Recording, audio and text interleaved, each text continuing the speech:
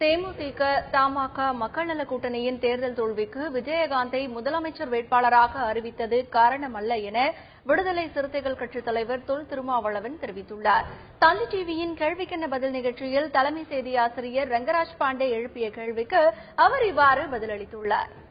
முதல்வர் பழனிவேல் முன்னிறுத்தும் போது அவங்க என்ன பாக்குறாங்க, கருணாநிதி, ஜெயலலிதா, விஜயகாந்த், அன்புமணி, சீமான் இப்படி பார்க்கும்போது இந்த யாரு சரின்னு பார்க்கும்போது கருணாநிதிக்கும் ஜெயலலிதாக்கும் அதுக்கு பிறகு அன்புமணி அவர்கள் உருவாக்கக்கூடிய ஸ்டேச்சருக்கும் விஜயகாந்த் ஒத்து போலேன்னு ஒரு கணக்கு வருது.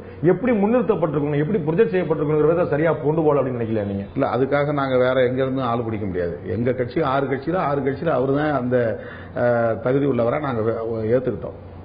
அவர்கிட்ட என்ன குறைபாடு இருக்குங்கிறத பத்தி இப்ப மற்றவங்க சோசியல் மீடியாவில் எழுதுறதெல்லாம் நாங்க ஒரு பொருட்டா எடுத்துக்கல.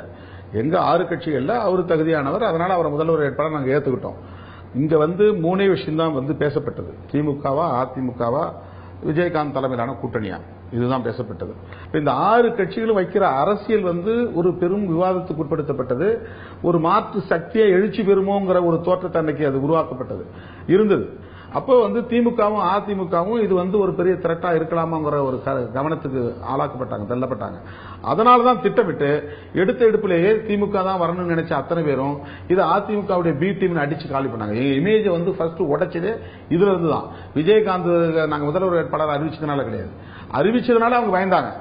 ஏன்னா வெறுமனே நாங்க 4 பேர் மக்கள் நல கூட்டணியா இருந்தப்ப எங்களை அவங்க திரட்டா பார்க்கல. விஜயகாந்த் கொண்டு வந்தவொடனே திரட்டா பாக்குறாங்க. அதுக்கு காரணம் என்ன, விஜயகாந்துக்குன்னு ஒரு ஃபோர்ஸ் இருக்கு, இல்லன்னு மறுத்தவே முடியாது. இதுபோன்ற மேலும் பல்வேறு கேள்விகளுக்கு திருமாவளவன் அளித்த பதில்களை இன்று இரவு 9:30 மணிக்கு காணலாம். நாளை பிற்பகல் 2 மணிக்கும் இரவு 8 மணிக்கும் பார்க்கலாம்.